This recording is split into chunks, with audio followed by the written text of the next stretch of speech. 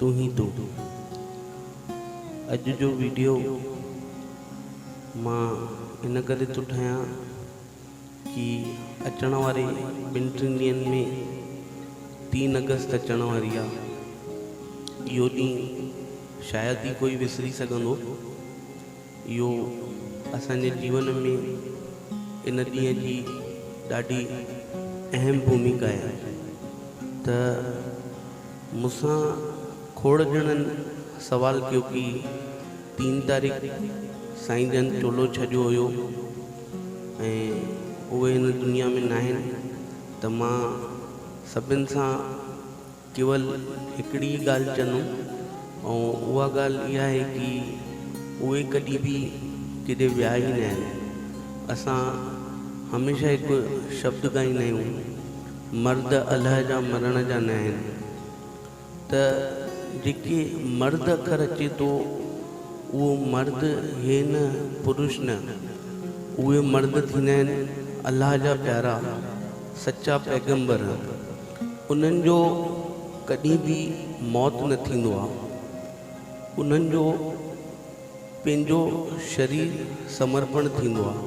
असां 3 अगस्त न उन्हनि जी कॾहिं बि वरसी मल्हाईंदासीं, न उन्हनि जे लाइ कॾहिं बि श्रद्धांजलि ॾींदासीं। असां उन ॾींहं खे ॾाढो सुठी तरह मल्हाईंदासीं। उहो उन्हनि जो समर्पण दिवस आहे।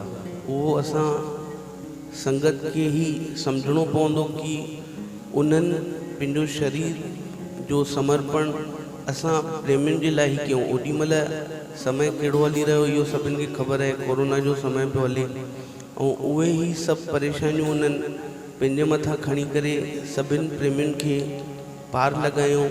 उहा ई उन्हनि जे जीवन जी असली परीक्षा हुई।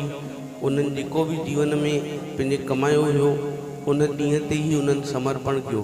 ऐं समर्पण करण बि ईअं न आहे कि उन्हनि सां कुझु ग़लति थियो, उन्हनि पंहिंजी इच्छा सां पंहिंजो समर्पण कयो। उहे प्रकृतिअ सां वञी मिलिया। उन्हनि जो कॾहिं बि मौत न थी सघंदो। उहे असां हर प्रेमियुनि जे दिलि में आहिनि। उहे कॾहिं बि असां खां परे न आहिनि। ऐं असां 3 अगस्त जेको ॾींहुं आहे उहो असां उल्हास सां मल्हाईंदासीं। उल्हास मल्हाइणो आहे उन ॾींहं ते। कोई बि उन ॾींहुं इन ॻाल्हि जो ग़म न कंदो कि उहे असांजे विच में कोन्हनि। हमेशह पंहिंजे अंदरि ई झांके ॾिसो, तव्हांखे पंहिंजे अंदरि ई उहे नज़र ईंदा। मूंखे त हमेशह खां ई उहे ईअं ई नज़र ईंदा आहिनि। उन्हनि जो मुस्कुराईंदो चहिरो ई मुंहिंजे अॻियां हूंदो आहे। मां त कॾहिं बि इहो सोचे बि न सघंदुमि कि उहे असांजे विच में कोन्हनि। उहे सदाई आहिनि अहिड़ा पैगंबर, कॾहिं बि उन्हनि जो मौत न थींदो आहे। उहे जीवन भर असां सां गॾु ई हूंदा आहिनि। उहो कहिड़े बि रूप में हुजनि, उहो हमेशह असां सां गॾु हूंदा आहिनि। ऐं मुंहिंजी इच्छा ईअं आहे कि 3 तारीख़ असांखे इहो सभिनि खे ॾेखारे छॾिणो आहे। ऐं सभु पंहिंजे पंहिंजे जेके प्रेमी हिते कटनीअ में नथा अची सघनि पिया, उन्हनि जे लाइ ई ख़ासि इहो वीडियो आहे कि उन ॾींहं ते सभु ॼणा पंहिंजे घर में इहो ॾींहुं उन्हनि जो समर्पण दिवस जेको उन्हनि पंहिंजे शरीर जो समर्पण कयो हुयो उनखे ख़ाली न वञणु ॾींदा ऐं हर्षोल्लास सां इहो ॾींहुं मल्हाईंदा ऐं ॾाढियूं ख़ुशियूं मल्हाईंदा, सभु मौज में झूमजंदा। इहा ई मुंहिंजी इच्छा आहे सभिनि खे तू ही तू।